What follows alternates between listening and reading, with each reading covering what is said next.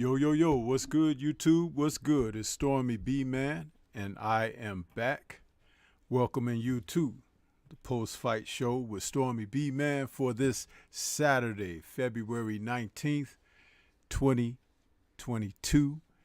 And we have an assortment of fight cards to discuss, but I won't be taking you through each and every one of them, but the main fights definitely.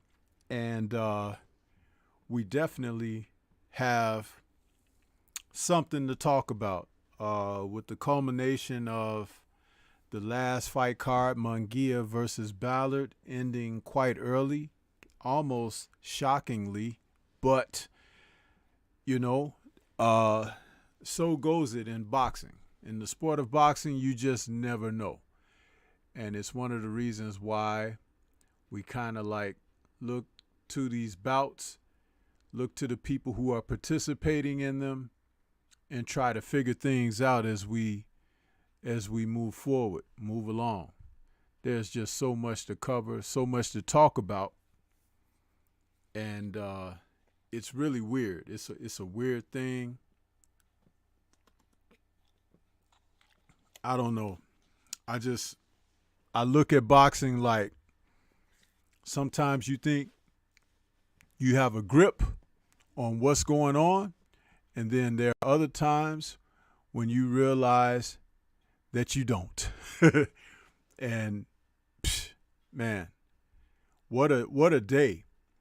And today's cards began at 8:30 this morning, and that was very early. For those of you that thought you were going to start your day with the sport of boxing, hats off to the brother KQKC, who basically pulled a double shift of working today, starting off with that fight card that began at 8:30 this morning and working his way on through the Kell Brook Amir Khan card through the afternoon, and then now culminating with this card this evening that saw basically the Munguia Ballard fight from Tijuana. So KQ started off over in Germany, then he brought it to the UK,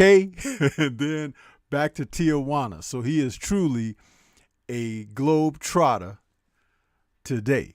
You know what I'm saying? So KQ, brother, thank you for what you've done for the community with your diligence out there and your fervor that you had, and get you some rest, brother. Let your vocal cords recover, and we'll look to hear from you again, not only this week coming, but next weekend when you call the fights again. So what job well done, brother. Get you some rest. I want to say salute to everybody that's out there. A lot of people filing into the building. Looks like you guys might have been waiting to hear what Stormy had to say this evening, and that's a wonderful thing. And I just want to let you guys know that I'm joined this evening by the brother from across the pond as well. We got Watcher on here with me this evening. Good evening, Watcher. How you doing, brother? Yeah, I'm good, man. I'm good. It's good to be on. Salute to everyone in the chat as well. Yeah, thank you for accepting the invitation. Because two things with that. I know that I have been wanting to extend an invitation for you, for some upcoming content. But when I saw you in the chat early there, I said, I figure I'd just ask Watcher if you want to come on and talk about this a little bit, because I'm sure you'll have something very positive to offer on this. Were you able to catch all of the cards that I mentioned today? I just caught the one that happened now with Munguia. I caught the Brook card a bit. Not all the fights on the cards, obviously. Mostly, the mains and the co-mains. Mm-hmm. The one in Germany or whatever, I didn't see. But those other two, I saw a few fights there. Okay, well, check this out. I'm going to start off with the fight that was this morning in Germany, and only the main event, which was where we got a chance to see Jorge Linares taking on Zaire Abdullayev. And let me tell you, people, if you didn't see this fight, I believe it was broadcast on DAZN. If you have a DAZN subscription, you should be able to just go back and run it back. But check this out. This fight here was a lightweight bout that was scheduled for 12 rounds, and someone was going to have an opportunity to challenge for the WBC lightweight title. Now, this is interesting. Jorge Linares came into this fight, and we all know that he fought Devin Haney, and that fight turned out to be a very good victory win for Devin Haney. And Abdullayev, who's been kind of out here, he's had his druthers. He dropped the fight. But this is the thing. This fight was probably some of the best boxing I had ever seen Linares do. And I had him out front with a sweep of the first 4 rounds. Then he commenced to take 6 and 7 on my cards, unofficially, of course. But by round 8, he started to either become disinterested or distracted or losing focus or something, because that was the round that began to let Abdullayev back into the fight. Now, I had Abdullayev before the stoppage. Now, this fight ended in the 12th. But I had Abdullayev from the 8th round sweeping the next rounds through the 12th. Something happened with Linares where he either hit a wall conditioning wise and couldn't think that he could finish out. Because I know Abdullayev is a strong guy. They're fighting over in Russia. It's like there were cards stacked up. This was a Russian card. It had all Russian fighters on it. And Linares was in there facing off in the main event. But my goodness, he was boxing very well early on. But come the end of the 11th, the broadcast that we were watching on, because KQ was calling this, going between rounds 11 and 12, the broadcast messed up. Now, those of us that have DAZN, they'll do like the the English broadcast and then the Espanol broadcast. Well, if you switch to the Espanol broadcast, you would have picked up the rest of the fight. But on the English broadcast, it just went away, and they said they were having technical difficulties or whatever. So some of us smartly switched over to the Spanish broadcast, where we were able to see an unbelievable ending to this fight.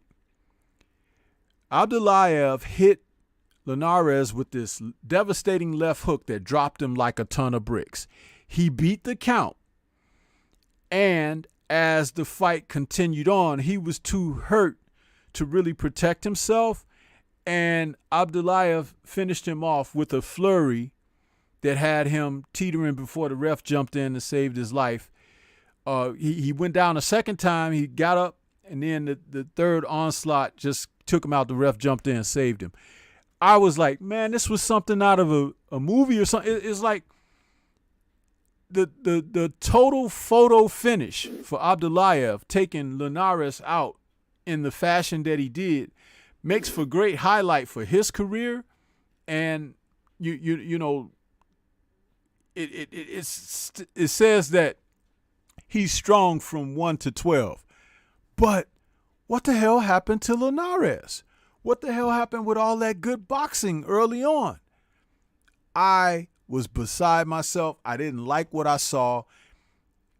In a way, I'm not accusing him of this, okay? But I could just say, it's like, in a way, some people can look and say, like, he just gave the fight away. I don't know, but it didn't look right.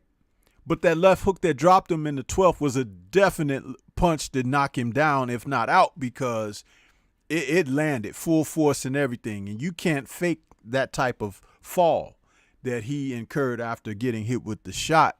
But it was the finish of the fight Like everything just left him. His wherewithal, his ability to protect himself, to tie the guy up or something and make the ref break you.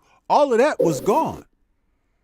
But he boxed magnificently through the first few rounds into the middle of the fight. Second half of the fight, beginning with, like I said, round 8, the focus wasn't there. So I know you didn't see this fight, Watcher, but I would recommend watching it because I would like you to get a feel for what I'm trying to say here. And I know KQ said he was going to go back and watch the fight. But for any of you that caught that fight out there this evening, it was a very interesting fight. I don't know what happened to Linares. He just fell apart, people. He fell apart to the degree that you could question, like, it was like two different people performing in one fight. I don't know. I don't know. Do you have any comments or questions, Watcher, about what I said on that?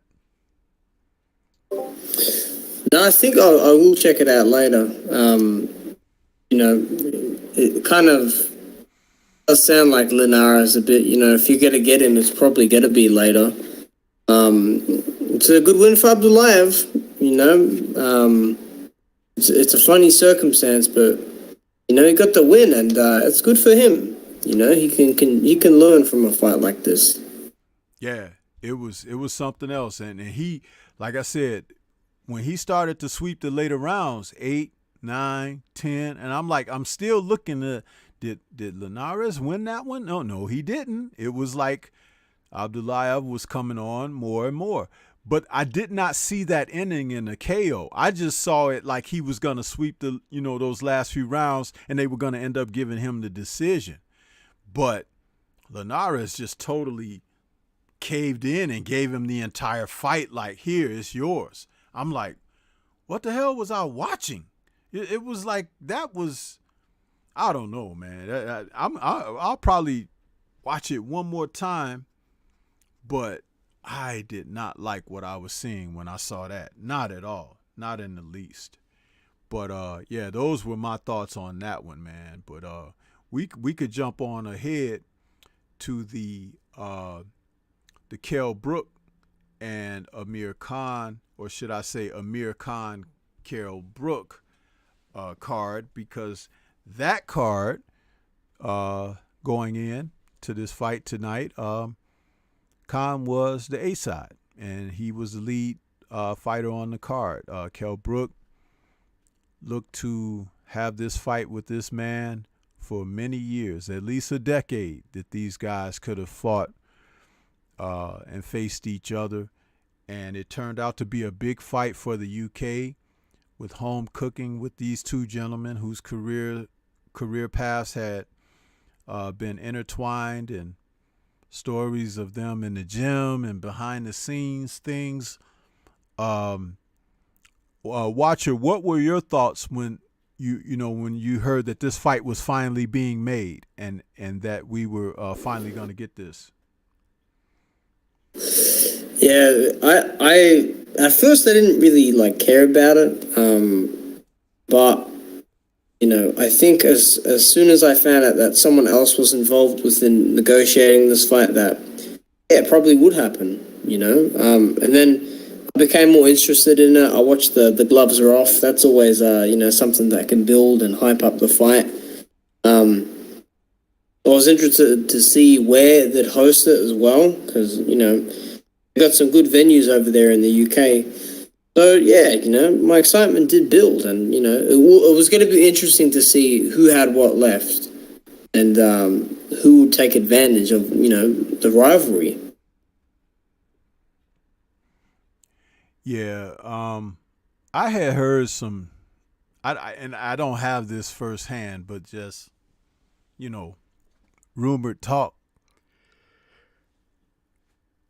I had heard that even in some early on gym action between the two, that Khan had advantages over Brook, which I don't know that to be true or false, or if it's just rumors or whatever.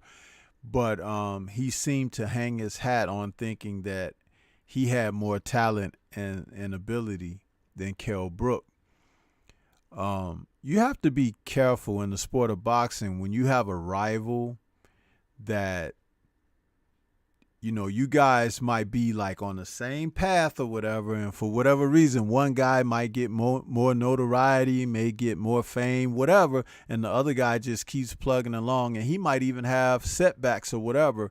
But there's always a possibility that your careers may cross, your paths may cross one day, and then you have to look at that person a little bit differently, because that might be the one person who has spent their time trying to get to a place where if they just got that shot against you, you'll be in the fight of your life, you know. And that's kind of how I saw that with these two men, and it really played out that way.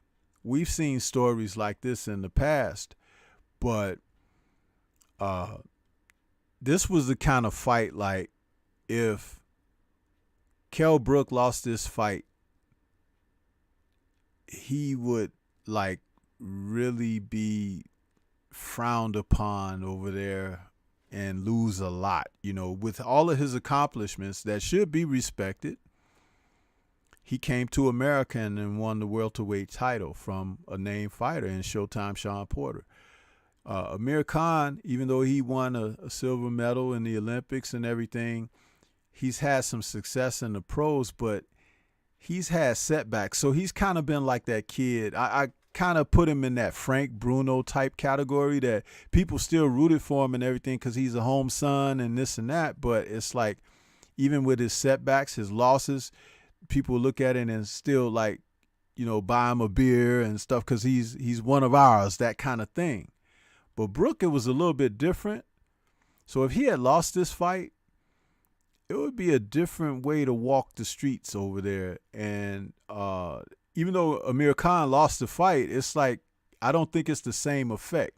Now, Watcher, you could tell me better than anybody what your sentiments are as far as what I had to say about that, how I tried to lay that out. Am I kind of in the area code when I say that? Well, I think for the most part, Amir has been, you know, adored over there in the UK, similar to Anthony Joshua. And, you know, you could hear it, you know, he was getting all the cheers and Kell was getting booed. But it has been true with Khan when he fought Canelo, you know, when he's been overseas to fight other big names. Win, lose or draw, he's always been, you know, idolized like that in the UK. Whereas a lot of UK fans have been more critical of Kell Brook. You know, him beating Shawn Porter was good for them, but, you know, they'd always nitpick at other things, you know, of what he did with his career. You know, they even turned their back on him when he left Eddie Hearn, which was really in turn a good thing because Eddie Hearn damaged his career. But yeah, you are in that ballpark area for sure, pretty much, you know, and yeah, man, Khan, you know, always looked as that golden boy, but man, Kell he shut that down tonight.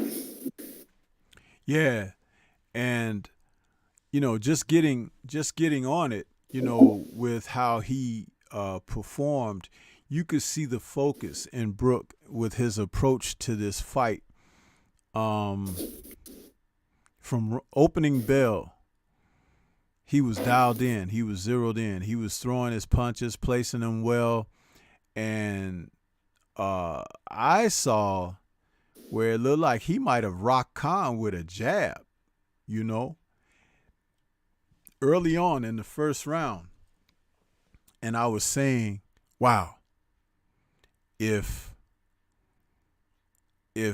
Amir is not, you know, able to meet the intensity or the seriousness and the focus of this situation, this could go bad for him very quickly. And I have to say that going into this, I thought that Khan would have a chance simply because of how Brook lost to Bud Crawford.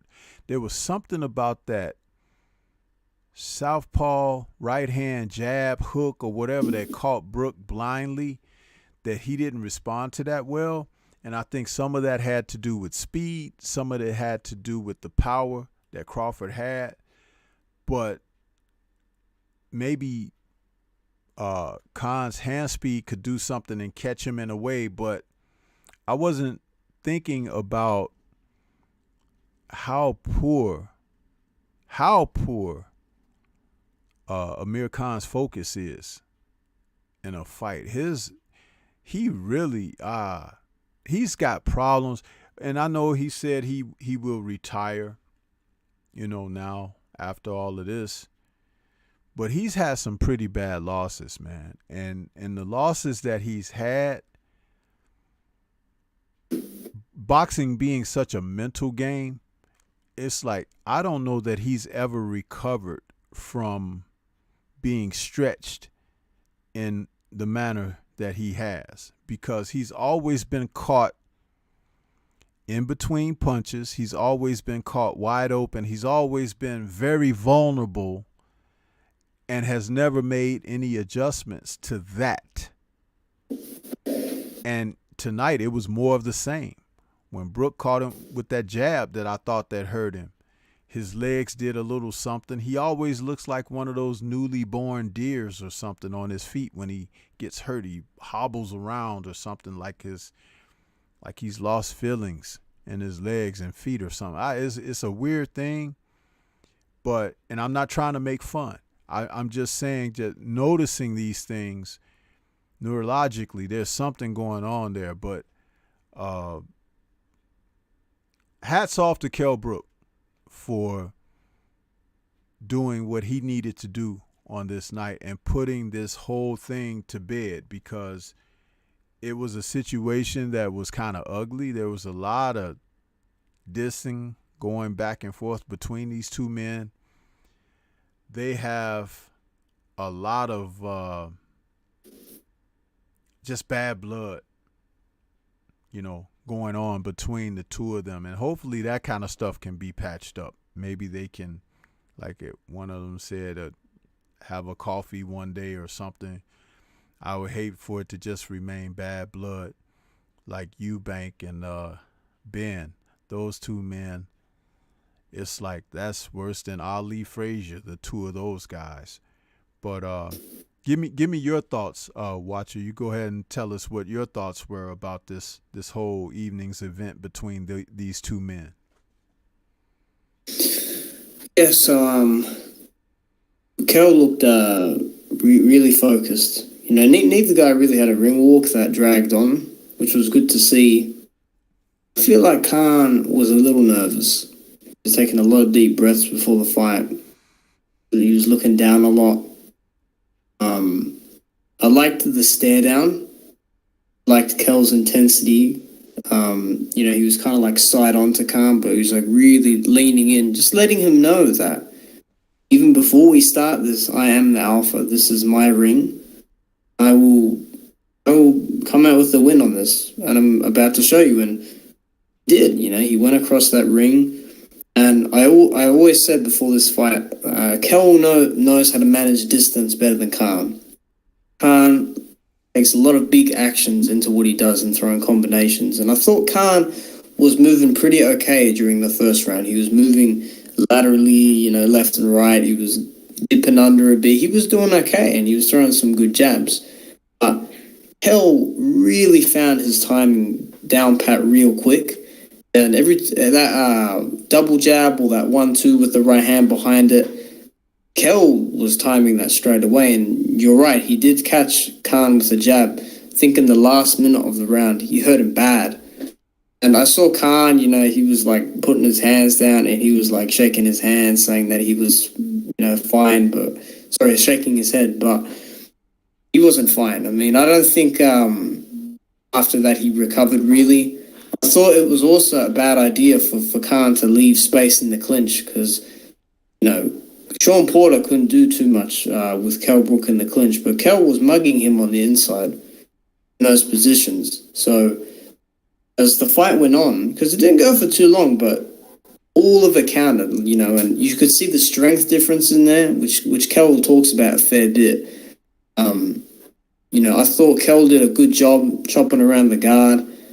I felt like he was getting wild in some instances, and I give Dominic Ingle his trainer credit because, you know, Dominic Ingle was smiling and almost laughing in the corner saying, you know, he's only got those bursts. He's only got a couple more left. Don't go wild, just go straight down the middle.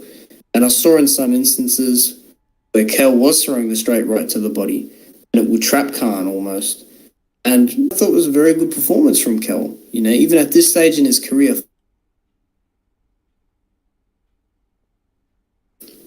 from how he went out against Crawford, I can't do anything but respect that man for coming back and doing it in a fight where there was a lot on the line. I mean, you know, this rivalry that has just been simmering for almost 10 years. It's just like really good to see Kel get the win. In terms of, you know, the guys getting along afterwards, I mean, you know, Kel went up to Khan and, you know, they had some good sportsmanship, but at the press conference, they, you know, they embraced as well afterwards, and there was respect shown, and, you know, that's an essential thing. That's a really good thing to see. So I was glad to see that as well. Yeah, it's an outstanding performance by him because he had to be mentally proficient and on top of things. He had to make sure he didn't get himself disqualified, you know, which is, I know for me to say that, some people would be like, well, Stormy, what do you mean? Between these two men, it would have been an easy thing for a disqualification to happen because of how high and hot feelings ran with this rivalry. So the fact that the man was able to maintain his discipline and stay in control of himself, it was outstanding for him to be able to do that. I had something that I wanted to share here. I hope that I'm able to play this because it's basically a little bit of the post-fight interview that he conducted right after the fight, some of his sentiments that he thought. Hopefully everybody can hear this. If you can't, I'll cut the thing off. But if you can hear it. Kel Brook, you said a fight that will define me, a fight that will trump anything I've done in my career, a fight I simply cannot afford to lose, and you have won. Are you guys You've beaten able to Amir hear this? Khan. Try and put into words how you're feeling right now. Well, look at these raps. Before they went in gloves, I told you, because I knew that were happening. It weren't my fault I kept it from the fans, but they finally got to see that. I always knew that were going to happen. It was just a matter of time before I were going to get him out of there. But listen, what a feeling, what a turn. They're the fights that I wanted to be involved in when I walked into the gym as a kid. You know, to be them big fights like that, the war of the roses, like bragging rights, King of the North. And I'm back on top now. I took Amir Khan out, just exactly like I said I was going to. Talk us through just some of the emotions that you're feeling at the moment. Is it Can't hear relief? anything. Is it happiness? Is it elation? Is it a mix of everything? It was like I took pressure, but I had on my chest, you know, because I can't hear the pressure on interview. myself. If you're listening to it on a secondary device, you can hear it. You won't hear it over. We still have to get in. It's a boxing fight at the end of the day. Like if you knew from when I was 18 years old that I was a better fighter. He had the push and the promoters behind him because he went and won silver in the Olympics. But I'll let you know I've when always it wraps. known that, you know. It's just a couple minutes. And tonight the fans got to see, you know, Brook a mega has fight, given you know, his, and I dealt with it. Fight. A lot of people said in the build-up it will be timing against speed. Your timing and Amir Khan's speed was your timing. But the question was, at 149, at the age that you are, will timing still be there? Did you, Ingle, the whole Ingle camp, know that timing is still there? Yeah, we knew the timing was still there. You know, I've done everything, all these demands. Honestly, if I got involved with it, you know, with the contracts and stuff, I even had to put different gloves on in the ring. That don't happen. Can you explain what was going on there for everyone that was a bit confused? You know, because he said that he weren't happy with my gloves, and you know, and it all got past and everything. But you know, it took to the final moment in that ring, and they said, "Listen, we're not going to pay you if you don't put these gloves on." So I needed to put them gloves on. You know, the weight issue. You know, we are getting into it. I done all the things they wanted me to do, and I still took him apart, didn't I? Was that a distraction? Like, was there anything that could derail you? They've tried to do it all week. They tried to get into my head. They tried to push and poke at me. I kept calm in there. I listened to my corner, Dominic Ingle, and I'm back. I took care of business, like I said I was going to do, as well as all the prods and pushes and winding me up. And I even had, I don't know if they sent someone in my hotel, I even had someone knocking on my hotel door at 3 or 4 o'clock this morning to like disrupt me sleep, you know? Can you just tell us just the fight itself, break it down for us? You had him hurt, obviously, early in the fight. Did you always think that I am going to get to him? And just a word on Amir Khan. There was an embrace at the end there. Is there now respect between the two of you? Is that grudge now buried? Is the Amir Khan chapter, your book, finished in your eyes? You know, I've always had respect for him. Mine's always kind of been there, you know, but when I don't get it back for years, you know, it's hard to like someone who's just dissing you, you know, but I off him today for taking them shots and still trying to hold in there. You know, that's where the respect comes. You know, and it come naturally from me. You know, I went over and said, you know, he's marked up and he took some good shots. You know, so I respect him for that. You know, and you know, I've heard that he's a nice kind of guy. You know, but he, you know, he says we can get a coffee after. You know, but if we do or not, that's a different thing. Just a word on the future. There's 2 schools of thought here. There's a lot to You've unpack now here got options. in this couple of minutes whatever of him weight talking. you feel that you can box at. There's another school of thought. Listen, what a perfect way to walk away. Listen, I can walk away. You know, I want to thank Ben Shalon as well, who's here now. You know, with Eubank as well. I don't like Eubank. We could fight Eubank. You know, there's some big fights out there, man. You know, if the millions are right, you know, I'll fight. You know, because I'm a prize fighter end of the day. I've got 3 beautiful fighters. You know, want that money off me. You know. So at the end of the day, you know, I'm a prize fighter, and I'm an iron fighter. So I want to bring, you know, maybe Ben wants to say a few words, but listen, Ben, I want to bring Ben in because he's gone through hell as well. You know, I'm making this fight happen. He's a new kid on the block, and he's making it look fantastic out there. You know, with the show today, with the lights, and how it's come across. You know, the kid's taking over. There was a risk involved with you getting involved in this. Would the fight live up to the hype? Would the fight deliver? Are you happy that what you saw in there was worth all the stress and the grey hairs? I always believed in this fight, but to be honest, I never thought it could be that good. To both Amir Khan and Kell Brook, they looked in tremendous shape, and I was sat there and I was remembering 5-10 years of what Kell Brook, and it was like it was a flashback, and I couldn't believe it. Look how good he looks now. But fair play to Amir Khan. He didn't have to take this fight, he did, and Kell's got what he always dreamt of, and looking that good, he's obviously got options now, but the world's his oyster. It's up to him what he's done, but what a way to cap off a wonderful career. Final word to you, just sum it up for us. I mean, listen, how do you even begin to sum it up? It's amazing. Listen, I've gone to America, you know, become manager, went over, beat Sean Porter, I've been in with Golovkin, Eye Socket's gone, Spence Eye Socket's gone, Crow pound for pound. I've just had the fight what I've wanted, you know what, on my career. I can live at peace with myself going in and doing that. I reckon I've had a fantastic career with Amir Khan on my record like that. I'm going to sit down with my dad, my mum, immediate family, and we're going to see if I can carry on, because I'll be honest with you now, my mojo is back, and I love this kid. But we're just going to have to wait and see. You know, we're going to have to wait and see, but, you know, I'm listening to my loved ones and see what I want to do. You know, I'm just going to enjoy my family now and have a little bit of rest, but I'm back, baby! Yeah, exactly. Thank you so much. Congratulations. Night is yours. Kell Brook. Man, that was a very good, candid, you know, on the spot moment conversation with Brook about everything, from the fight to what he was feeling, what led up to the fight, and even what he might be thinking of in the aftermath now. But the tactics, you know, him saying that he had to put new gloves on in the ring, because they basically were trying to get him to change his gloves up anyway.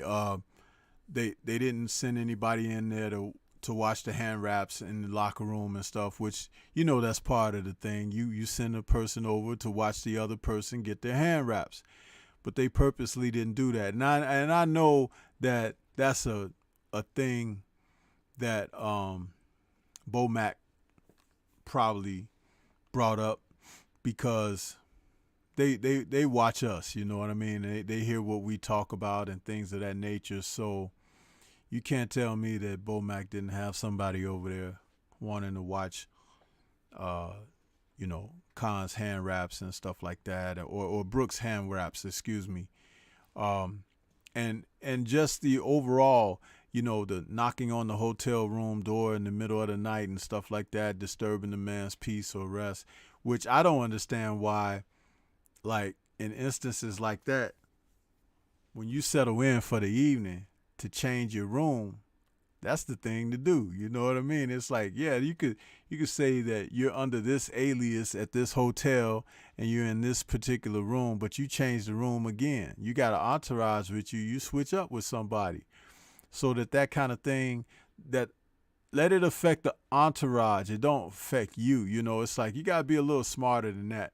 But that's, you know, again, think about it. These are ploys that you should know. And this is hometown cooking. You know, it's like if somebody coming from another country, they may not think about that stuff, but you guys are both in the UK and everything. So there are no secrets. It's like you in the same hotel, or you in a certain hotel, they going to get the 411 where you at, but they don't know if you're going to make another move off of that, you know, or two moves off of that. So it's something to be said, but it makes for great copy when you tell these stories. Your thoughts, watcher, on what you were able to hear with Kell Brook in this interview. Like I said, there's a lot to unpack there. He even mentioned something about, you know, what did he say? The son of Eubank Jr. He don't like him. He said he want to fight him. So it's like there's a lot, you know, there's a lot there. But your thoughts on this interview? Yeah, I watched it before, and yeah, the whole knocking on the door thing, you know, it's to be expected. But, right. You know, you could see the energy coming off Kel. Like, you know, he was just thrilled to have this win. It meant that much to him. I think that there's a sense of relief there for him. I think him touching on the whole glove stuff, I remember because it was a bit of the top-ranked broadcast as well, and they brought it up, and it was just funny to see him, you know, change the gloves in the ring. But, you know, they used to do that in the old days as well, you know, many years ago. Absolutely. So it wasn't really a surprise to me. But again, it just shows you how naive some people are to this. They're like, oh, I've never seen that before. I'm like, dude, I've seen this shit. I've watched back many fights where this has happened. I mean, it's just, you know, stuff like this happens. But Kell did extremely well to handle it. You know, everything was against him. Even in the damn contract, you know, that's what he meant by everything, you know, having an advantage against him. Rehydration clause they put in for him as well. So, you know, but he still came out on top. So, yeah. Yeah, it's really funny. I want to say salute to everybody in the chat. I know we've been cooking with the show, and I haven't addressed people individually, but I see everybody that's out there. Salute to you all. Thank you for stopping in, supporting the show. Hit that like button, you know, show a little support there. We're talking currently about Kell Brook's victory over Amir Khan, and I can't stress enough, like I said, the discipline that he showed to not get himself disqualified by wanting to lay hands on this guy, maybe lay a little extra than hands. It was that serious between these two men. But I do believe Khan was having difficulty with resisting. I do believe he thought about quitting. I do believe that he got to a point mentally in this fight that he knew he couldn't win. And that was very early, probably somewhere between 2 and 3. 2 and 3, he felt like he couldn't do anything because he never tried to impose himself with punches, you know, placing punches toward the opponent. There are things that you can do. And he just kind of put his guns back in their holster and was moving around and not defending very well. It's very interesting because with the experienced corner like with Bomac, who has worked in the gym with certain fighters along with Terrence Bud Crawford, Jamal Herring. There are things that you should see from fighters that are revealing traits of their character and personality. And if it's not there for a guy to have the conviction to take care of business at hand, you should be able to define that, which is very interesting because remember, Virgil Hunter assisted Khan in his fight against Bud Crawford when he didn't want anymore, and he was showing resignation by claiming that he had got hit low, way low on the leg or whatever, and he was trying to act like it was a low blow and it was more like a punch on the hip and stuff like that. So Virgil took the onus off of Amir and called the fight. He saved Amir when Amir was clearly resigning, so it's like, but Bomac didn't do what Virgil did, even though in his post-fight interview that he gave, he said something about he was thinking about stopping it. But my thing is like, man, why did you put yourself through this? It's like the guy didn't have anything. And that was evident late in the first round. He didn't have anything.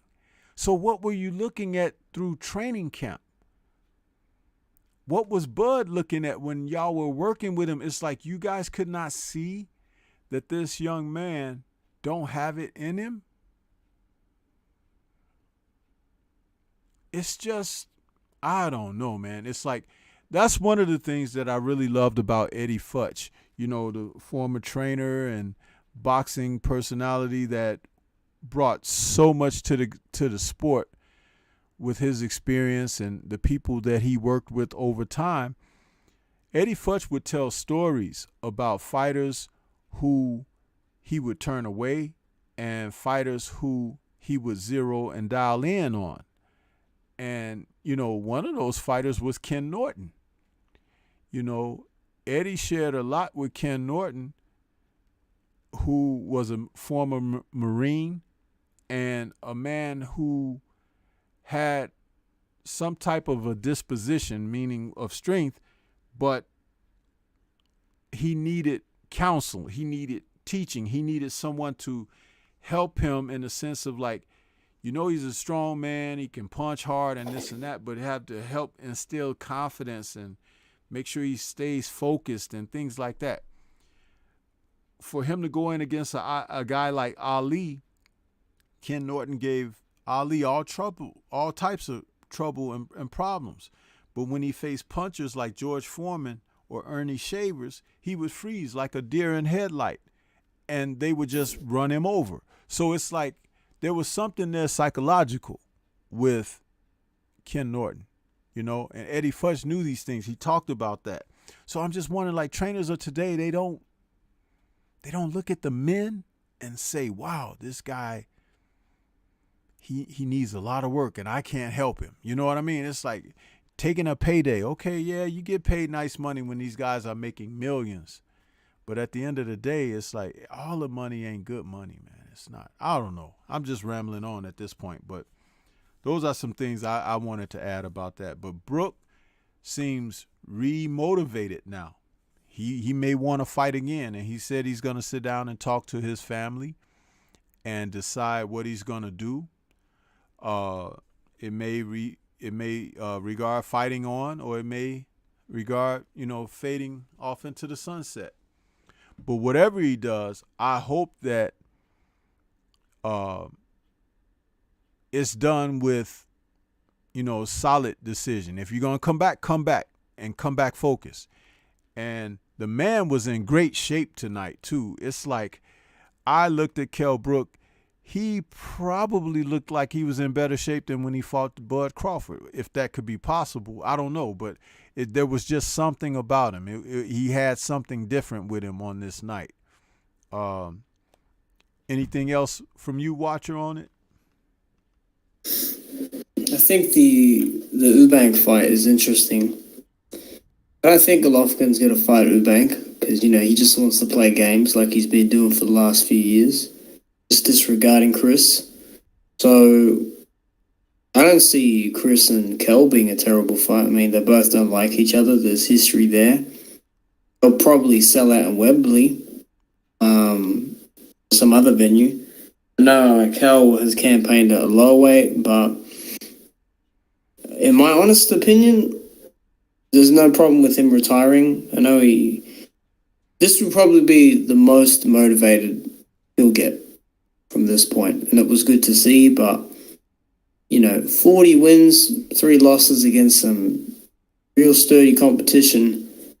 I think it's safe to call it a day. I don't see any problem with him retiring. He's taken a fair bit of damage.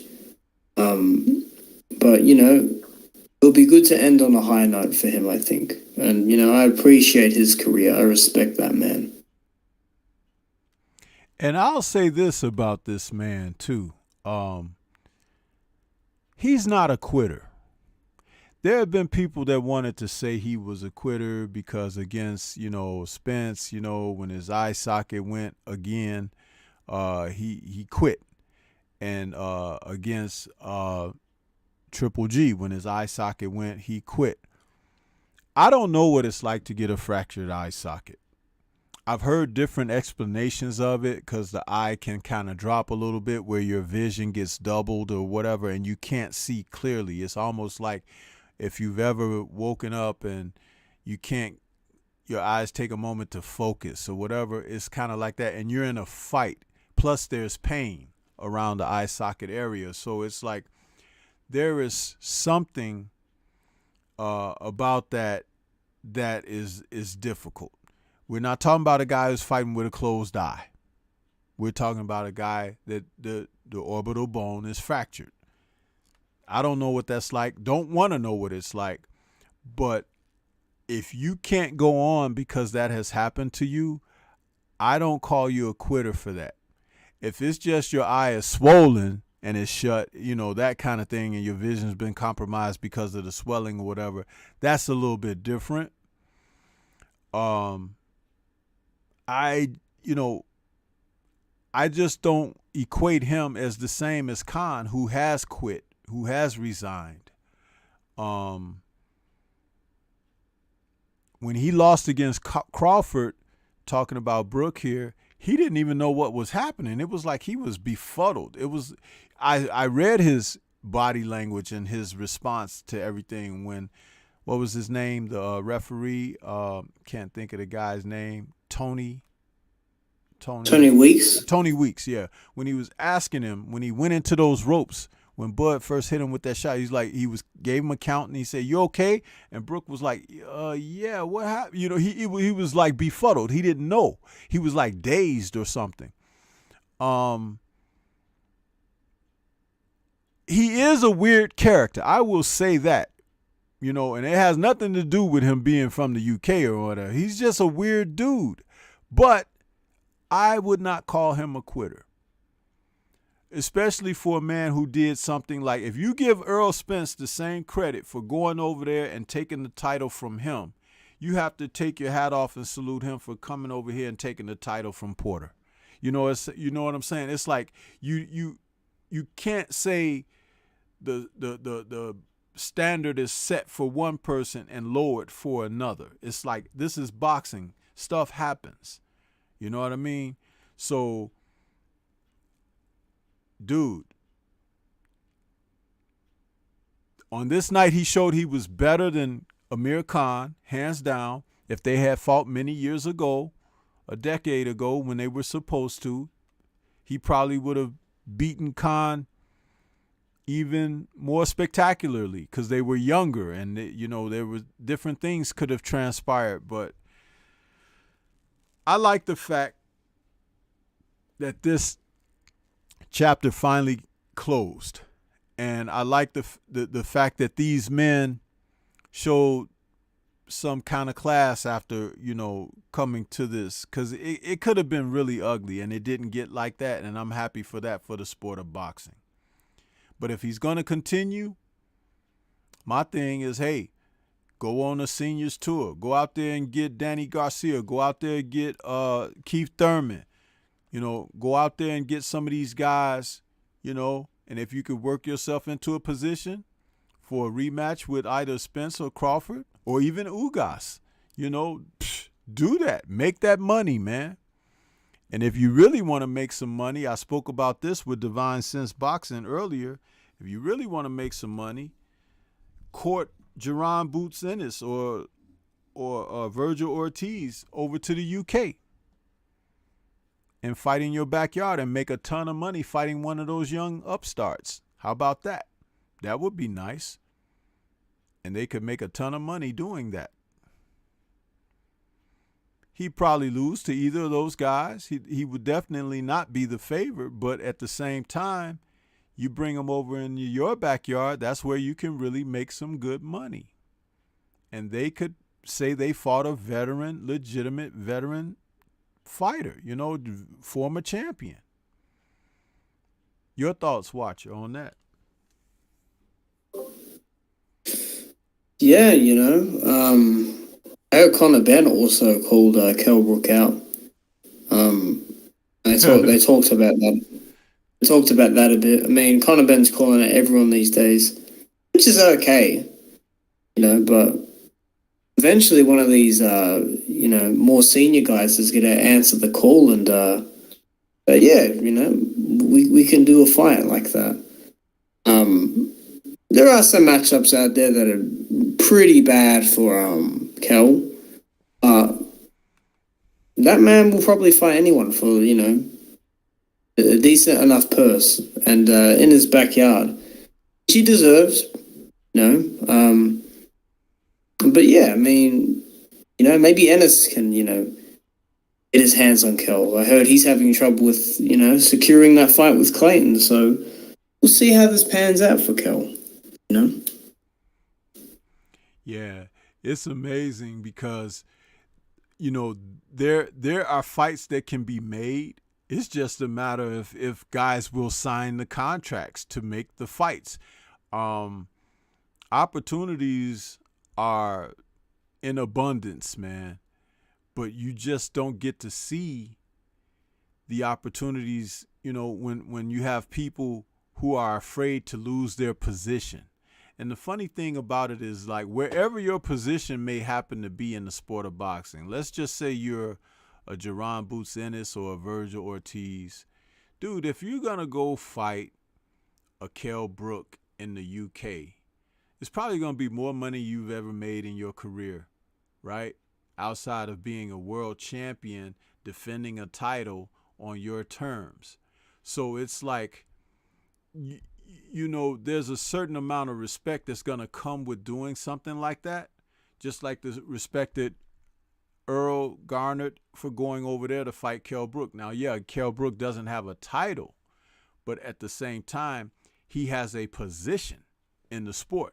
And if you want people to respect your position that you're fighting from, you go out there and you start taking risks and you get yourself in a position to take some cheddar, take some fame and claim from another fighter. And so if you had to go to the UK to battle Kell Brook in his backyard with the name he has and the status that he has in the sport and the respectability that he has in his country and all of that, and you go over there, you show class, you have a great fight, you come out on top, his fan base now knows who you are and everything. So you bring that back home with you. It's like, especially the part about class. Remember, I talk about this a lot when I talk about character in fighters.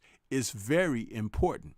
Not just the fact that you got fast hands or can punch hard and knock people out, but if you have class, you represent yourself a certain kind of way that make people respect and say, you know what, I like to see that guy again. You got a fan in me now. That makes a difference in the sport of boxing.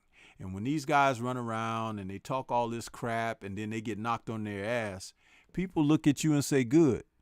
And they look for someone else now. You see, that's important in the sport of boxing. So these things I speak, man, they're very true. You know, regardless of who wants to believe that or not, they're very true.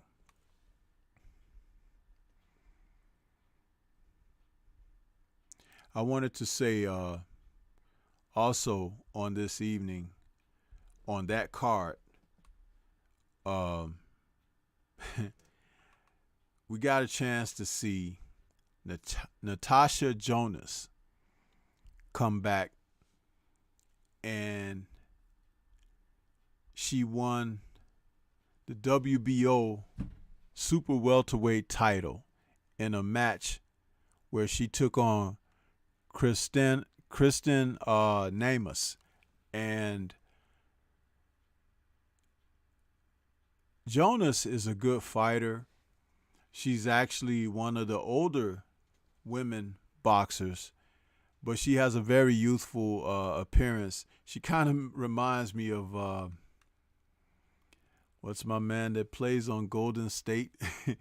The 3-point specialist, the kid. I don't watch a lot of the NBA anymore, but they have those light-colored eyes, and you know, she has a youthful appearance, just like he does, and it's like, you know, but she's not a small woman at 5'8" and fighting at super welterweight, which is basically junior middleweight for the ladies.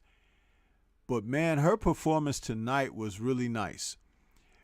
Coming off of, you know, 2 fights prior, when she was in May of 2021, she lost a unanimous decision to Katie Taylor in a fight that she had really been geared up for, taking on Katie for her undisputed title. She lost that unanimous decision, and she had a points victory in her comeback fight. But this fight tonight, watch her, she gave some great performance highlights. It's like she put combinations together, and when she dropped Kristen Namus the first time, it was from a combination that he threw, and she threw the combination and it landed, but the right hand, it was like boom. It was like a right hook that had her go down, and she almost did a windmill or a helicopter on the way down to the canvas. It was amazing.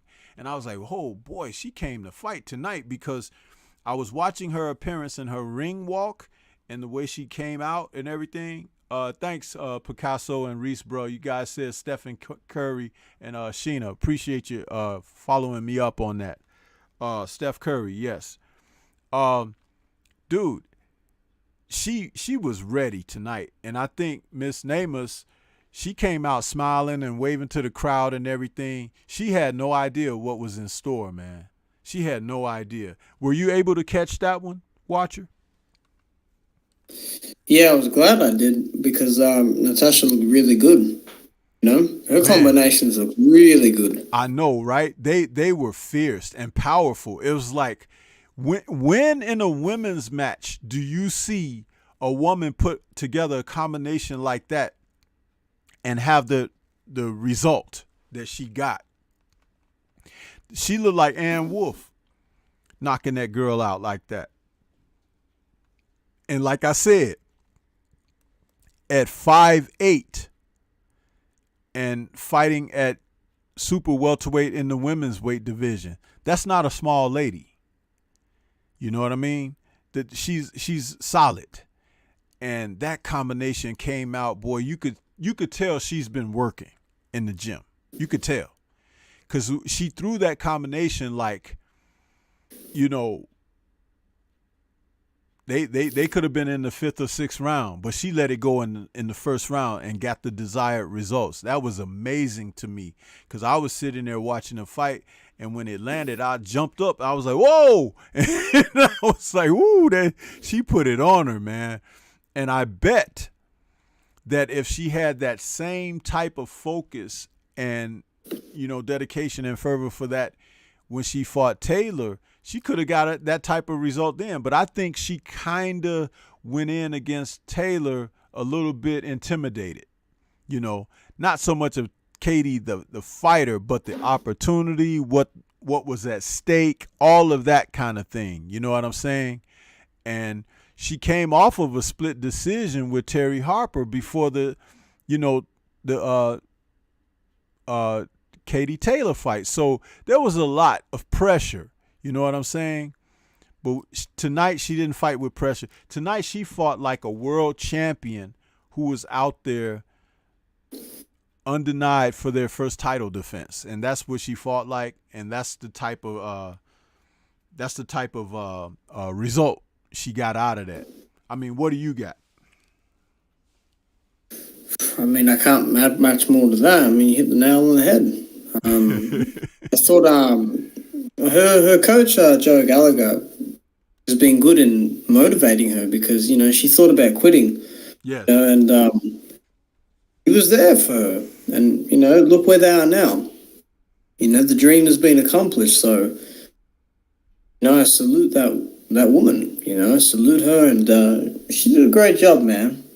You know, I mean, it kind of warmed my heart when she was, you know, dedicating her victory to her little girl and everything. You know, I was like, you know, that's so great, man, that she said, look, mommy did it. You know, it's like, dude, how can you not smile at that? You know what I'm saying? It's like, that's just one of those moments that, you know, it's like, if you ever saw Rocky for the first time, you know, Rocky 2, when he beat Apollo in Rocky 2, right? But when they interviewed him at the end of the fight, and he was like, yo, Adrian, I did it. You know, it was so corny back then. But, hey, man, when you do something and you have the odds set against you, or it's such a difficult, you know, thing to accomplish, and you do it, you know, you got to respect the accomplishment, you know, and I respect what she did. She won it with her hands. You know, it wasn't a close decision or a robbery or nothing like that. Dude, she went out there and she broke the bank herself. And that's what you got to do sometimes. You just got to take it into your own hands. She did that. Lot of respect there. A lot of respect. I was asked earlier, they was like, you know, asking me, so Stormy, what do you think? Do you think she should challenge Clarissa? I was like, dude, that would be a money fight for both of them. You know what I mean? Because, you know, Natasha, she's got that respect over there in the UK. And now Clarissa is on Sky Sports and she's making her UK visit at this time. So it's hot. So I wouldn't be surprised if the Marshall fight doesn't take place. Hey, Clarissa has already put those ladies at 147 on notice. She's like, I can come down to welterweight now. She's like, my nutritionist told me I can make that weight. So if Natasha won a big money fight, hey, what do you think about that, Watch? I thought about that straight away when she won. I mean, I think that fight will actually get done because, you know, Savannah just comes across as very salty. So I feel like there's a respect thing between Natasha and Clarissa. I got no problem with Clarissa moving down either. So, hey, either way is good. It's there's opportunity there. And you're talking about two talented women too, right? It's like, this is not like, I really don't believe Savannah Marshall is all that talented, bro. I just don't. But this woman here, who has a total different type of focus and everything, she's got talent on her dossier. You know, it's like you have to respect what she's accomplished. Even if she got a big fight with Clarissa, man, that would be tremendous. You know what I'm saying? For women's boxing. That'd be a good fight. That's a good fight, that one. Absolutely. Absolutely. And see, this is the thing. The women in boxing are really putting the men to shame right now with a lot of their accomplishments, with a lot of what they're doing with the challenge of stepping up. It's like so many of them are fighting high caliber opportunities at the time that they present themselves. They're not waiting and delaying fights 2, 3, 4 years, huh? They're like stepping up to the, I mean, we've seen Baumgartner. We've seen, what's the young lady from Chicago? What's her name? Forgive me, I can't think of her name right now. But all of these young women fighting and doing and performing at a high level, huh?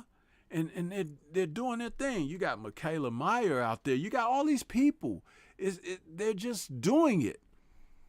And some of them, like,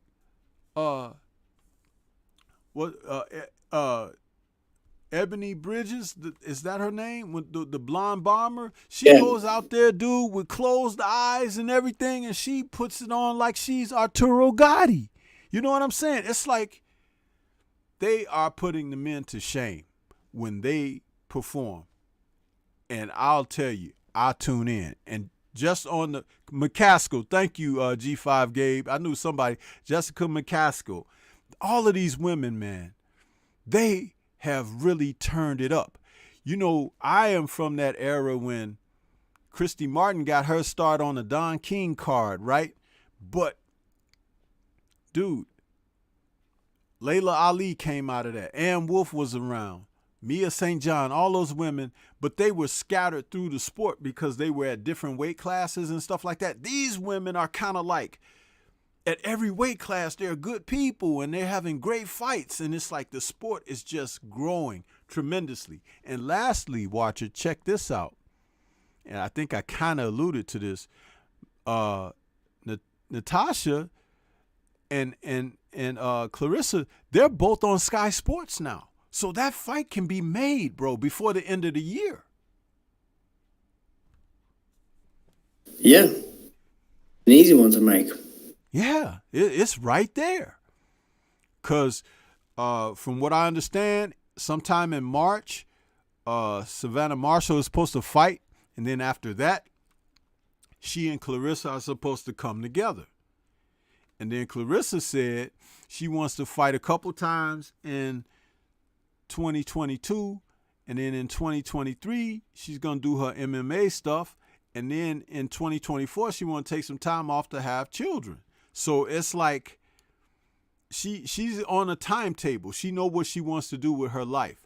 So there is a high probability if the Marshall fight doesn't go through, or if it does and she's successful, then she could be looking at Natasha Jonas toward the end of the year. And that's a big fight, bro. That's a big fight.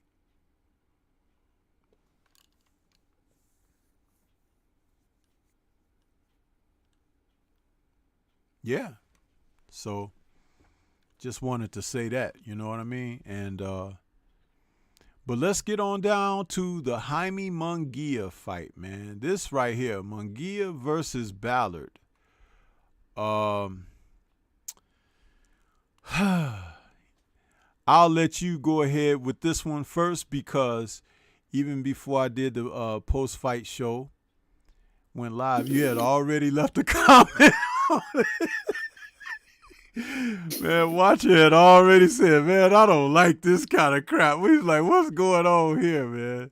So, Nah, dude. why don't you go ahead and tell us how you really feel? I mean, I'm the truth giver when it comes to this. You know, and I mean, I didn't even know this. I didn't even know who Munguia was fighting. The only thing I'd heard all week was he like almost fainted after a weight cut, which I don't care about because, you know, it's on him to make weight in a healthy manner. But, you know, the fight was in Tijuana. You fought this guy called Demetrius Billard or whatever. I mean, the fight went for 3 rounds. Munguia, you know, stopped the dude because the other guy just didn't know how to really defend himself. And the bad part about it was he was having, you know, a little bit of success. You know, he was landing some jabs pretty easily.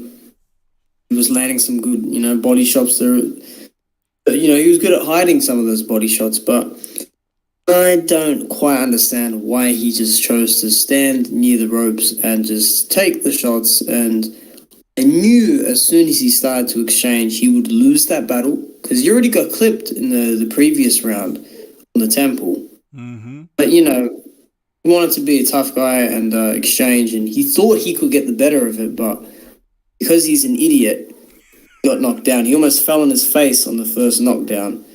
Did a nice push-up to get up.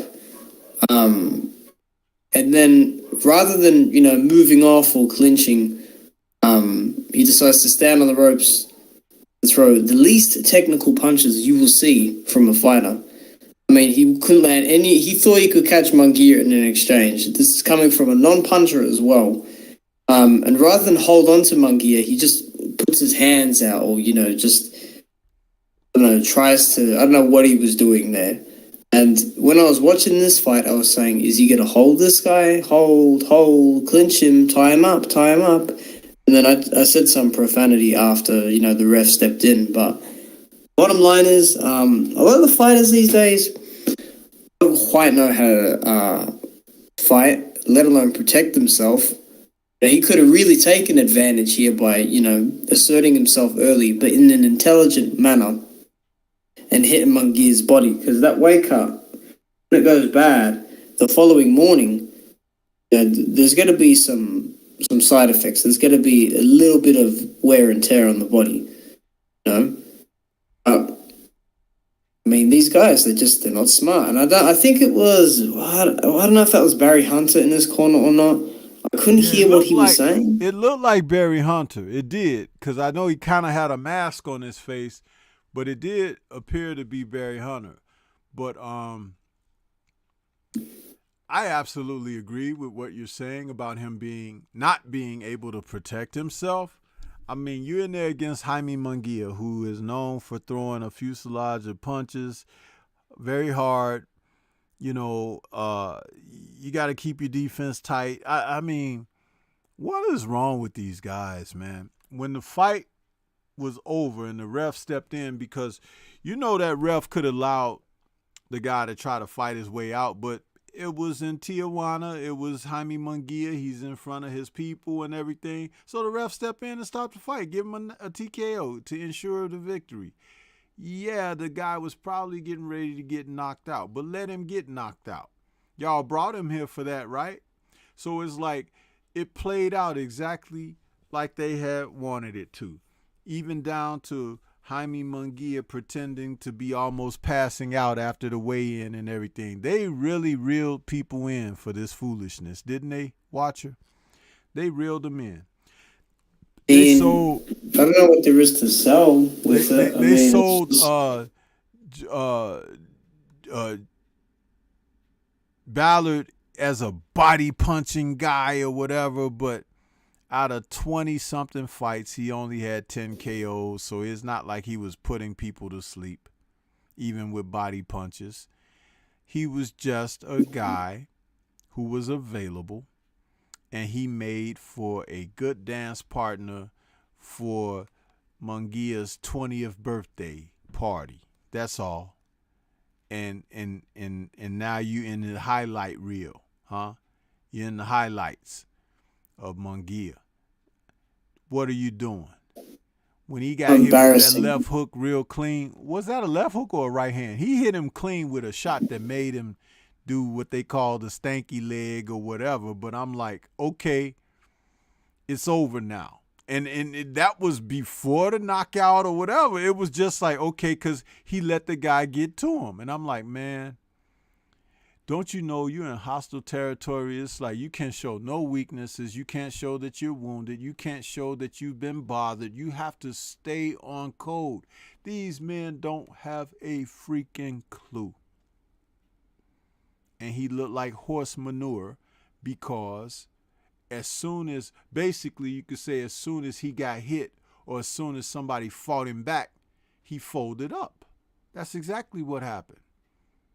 Did you see the fight that was earlier between, let me see this kid's name. There was a fight between Espinosa and Ariel Lario.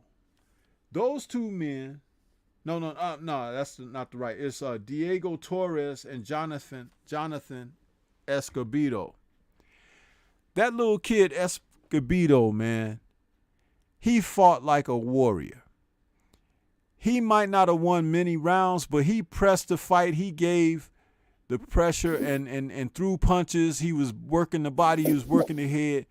He had never say die. running through his veins.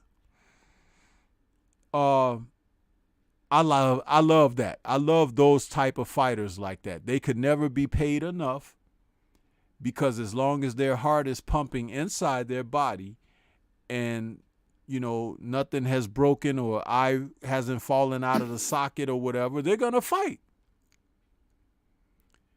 But some of these men show up ill-prepared and get exposed for what they really lack in their careers. And you just wonder, like, what the hell have they been doing in the gym? You can't get hit by this guy's left hook. You can't get hit by this guy up against the ropes, because they'll jump in and stop it. Fighters fight off the ropes all the time. But when you're in someone's backyard, you better keep your butt off those ropes. Where's the ring IQ? I'm sorry, man. I got a lot to complain about, you know? And who's to say you got to fight when the other guy's fighting? If he want to fight, you box. If he want to box, you fight. What happened to that? Huh? There's nothing wrong with saying that I'm going to start off this fight. If I got to throw 150 to 200 jabs in the first 3 rounds, that's what I'm going to do. He can't stop me from doing that if that's what I'm setting my mind to do. And I might not want to throw a right hand until he least expect it. He might be thinking, well, his right hand must be broke. Oh, he just hit me with a right hand. Yep. Mm-hmm.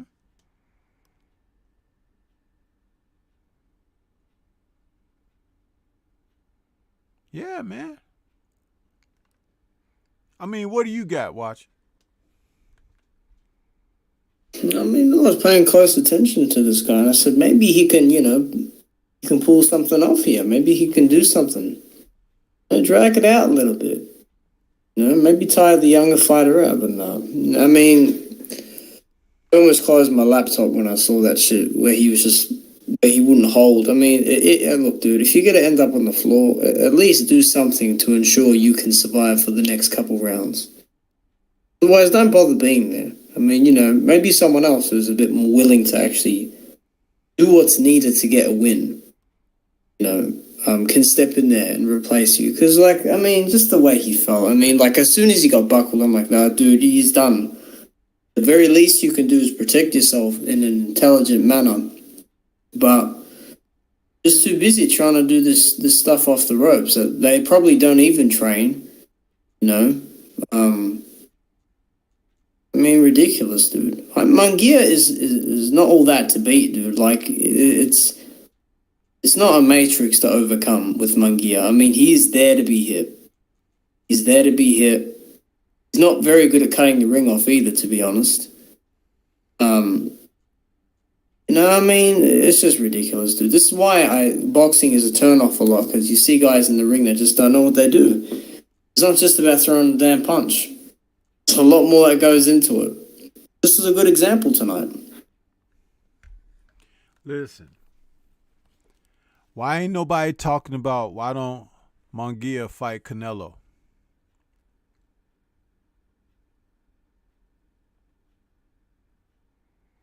I heard Triple G's name mentioned. Triple G is 2,000 years old. Canelo is the newly crowned biggest name in the sport of boxing. And Jaime Munguia's style is the perfect foil for the way Canelo fights. Why ain't nobody talking about those two fighting each other?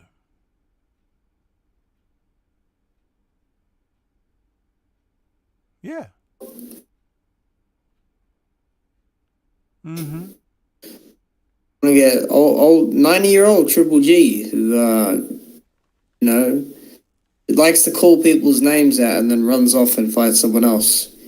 You know, when they got a fight booked or something. Yep. That's how they roll. See,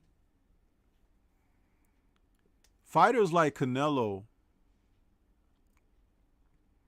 they find themselves in a lofty position because that perch has been dusted off and saved for them.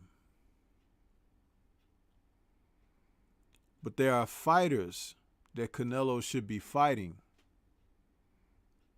that will determine whether or not that perch is deserved or not, but we're not seeing those matches.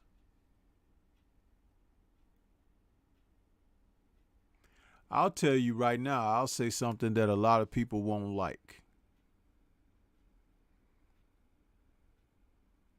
This kid, Munguia, can beat Jamal Charlo. Not because he's a better fighter.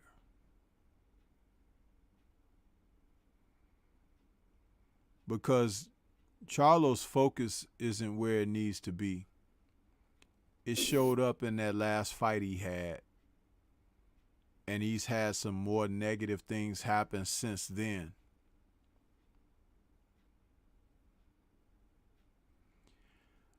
Munguia's got a lot of bouts under his belt. This made his 39th fight, I think. Yep. And people will say things like, well, who has he fought? The ring activity is everything. I talk about for his age. Huh? For his age as Absolutely. well. Absolutely. How many times has Mal Charlo fought over the past year and a half, 2 years? And how many times have Jaime Munguia fought? Yeah.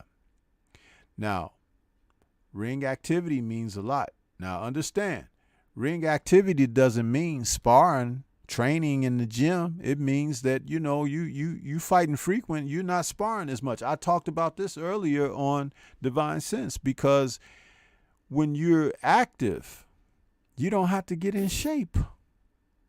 You're in shape. You're ready to go.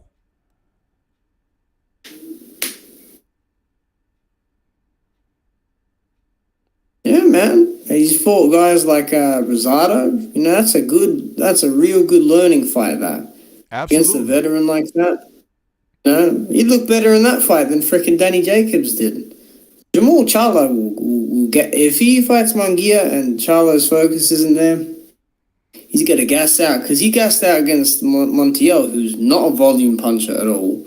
Yep. He's not nearly technically proficient as Munguia is, so... And he had trouble like, against... I'm not mad at that. You know, I actually agree to an extent, yeah. Yeah. Dude, while some of these guys are playing boxing, there are other fighters that's out here improving. That's why I said I just used two names who are names in the sport, Charlo and Canelo. Those two men don't want no parts of a fighter like Jaime Munguia. And those two fighters, along with Jaime Munguia, don't want anything to do with a fighter like Demetrius Andrade. Because Demetrius Andrade represents the possibility of what's best about the sport of boxing. When a guy can box, punch, move, do some good things in there against aggressive fighters. Because they need an aggressive fighter to do their best, to make their antenna or their radar go up. That's what Demetrius Andrade is. See, he can make guys like that look foolish. Charlo, Canelo, and Munguia. Because they're aggressive guys in their own ways. They have different styles, but it's still predicated on the same principles. He can pick holes in that all day long. It would take another scientific boxer to compete with him. That would be the equivalent of like Maul's brother at the smaller weight, Mel. Mel can box. He was in there with a damn good boxer and Tony Harrison, and you saw what happened both times. And Tony Harrison, if I'm not mistaken, can punch pretty good with his right hand. Right? So it's like Mel can take a shot too, but Andre, southpaw. So it's a different set of problems there with the southpaw position, but being a high caliber quality boxer is what sets that apart. Yeah. So those are the kind of things you have to be paying attention to. You know what I mean?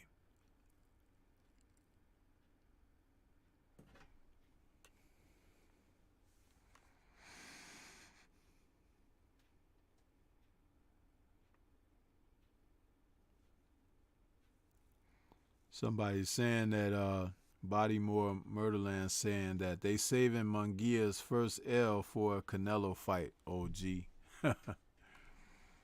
Listen. This kid got too much spunk under the hood for Canelo. He got a high engine, a high motor. Canelo don't fight at a high engine, high motor pace. Canelo likes to wait around like a vulture in the desert and peck at a prey and peck at a prey, and he see an opening and then he go in for the kill. Munguia is the type of fighter that you got to be on your P's and Q's the whole time, because just like he got to that guy tonight, Ballard, he got to Ballard because he let his hands go. When he was letting Ballard jab him and work his body and stuff like that, he was losing. I had him losing the first round at least, and the fight got stopped in the third round. So the second round, Jaime won that, and he stopped the guy in the third round. So it's like he got going quick. His coach didn't have to tell him. Eric Morales didn't have to tell him in between rounds, you got to let your hands go. What are you doing out there? He didn't have to do all that. Jaime just came out and got busy. And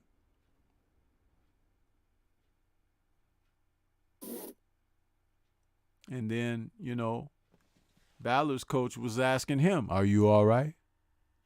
How many fingers you see?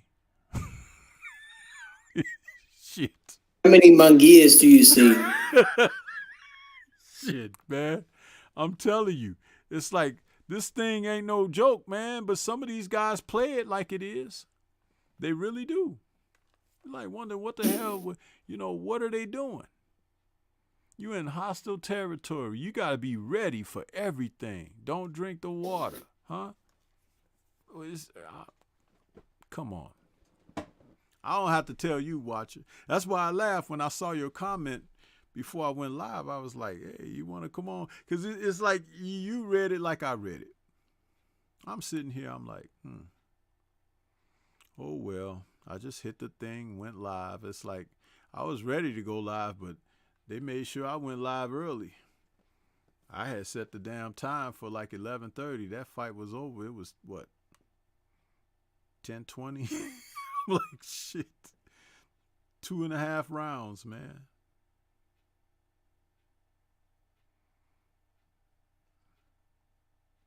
I don't know. But it is what it is. What can we say, huh?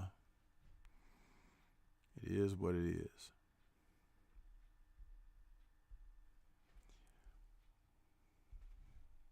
You got any other thoughts on this or anything else from the evening?